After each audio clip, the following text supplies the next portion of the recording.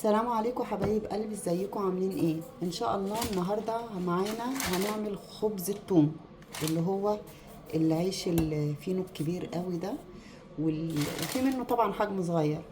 خبز الثوم دوت بيتباع في محلات البيتزا وبيبقى سعره غالي يعني. احنا هنعمله مع بعض بطريقه سهله وبسيطه ان شاء الله.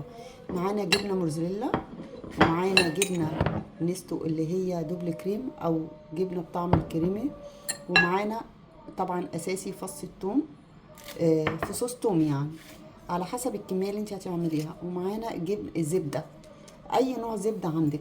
اول حاجه انا معايا دوت ممكن تعملي باي نوع فينو تاني، كايزر، اي نوع، بس هو بيبقى جميل قوي بدوت لان هو ده اللي بيتباع في المحلات.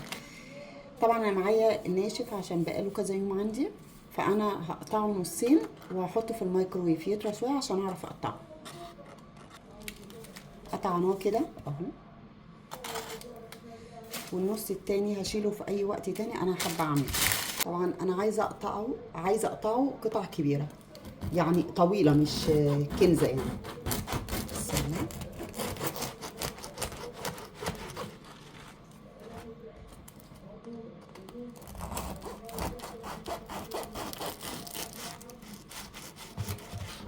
طبعا احنا مش هنرمي القطعه دي، بصوا بيبقى كده معايا، وكل ما يكون كنز بيكون افضل اهو. شايفين كده اهو.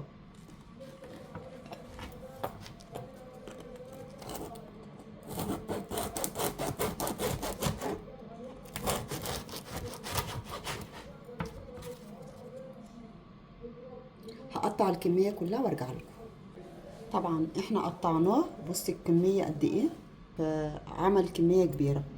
وعلى فكره يا جماعه مش هينفع، هو ناشف يعني، بصوا مش هينفع تقطعوه بمقص، لازم بسكينه وتكون السكينه مشرشره.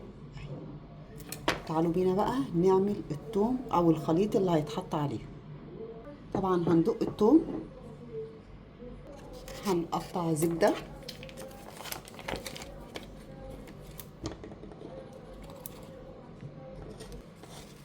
هيبقى كده. طبعا نسيت اقول لكم، حط ريحان، اللي ما عندهوش فريش يحطوا ايه، مجفف، بس لازم نقطعه قطع صغيره كده عشان يتهرس مع الثوم. حطه على النار.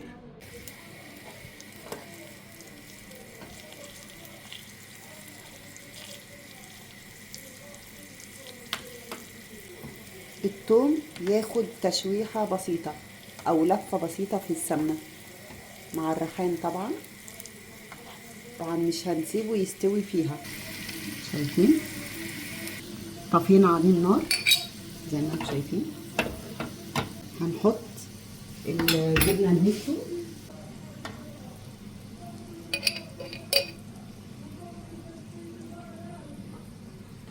او بنقلب بشويش خالص لحد ما الخليط كله يندمج مع بعضه.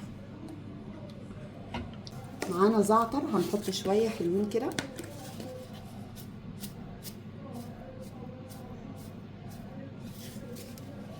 بس كده، وكده الخلطه خلصت معانا.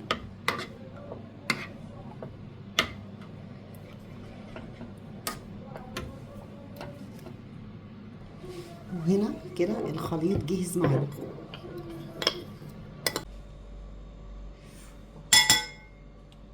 نحط كده وندهن كده. تمام اهو. نحطه هنا كده، نجيب الجبنه الموزاريلا،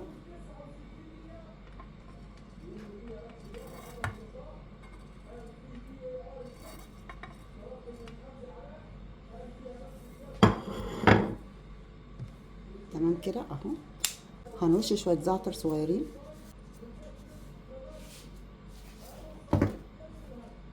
عندي سمسم، لو انتي مش حابه مش ضروري، بس انا بحط حاجه بسيطه،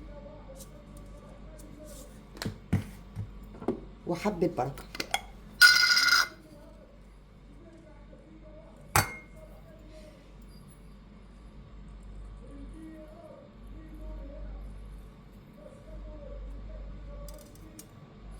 عندي الشطه ديت، لو انت حباها تبقى سبايسي بتحطي حاجه بسيطه كده،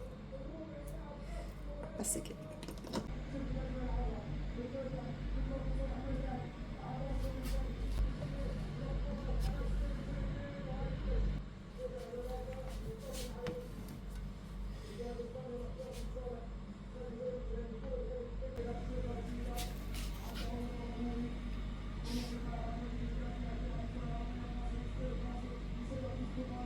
وبكده خلص معانا خبز الثوم. هنحطه في القلايه الكهربائيه، هي الاير فراير، او اللي ما عندوش يحطه في الفرن عادي تحت الشوايه. ما ينفعش يحطه فرن، تحت الشوايه بس عشان ما يطرش. بينا على القلايه الهوائيه.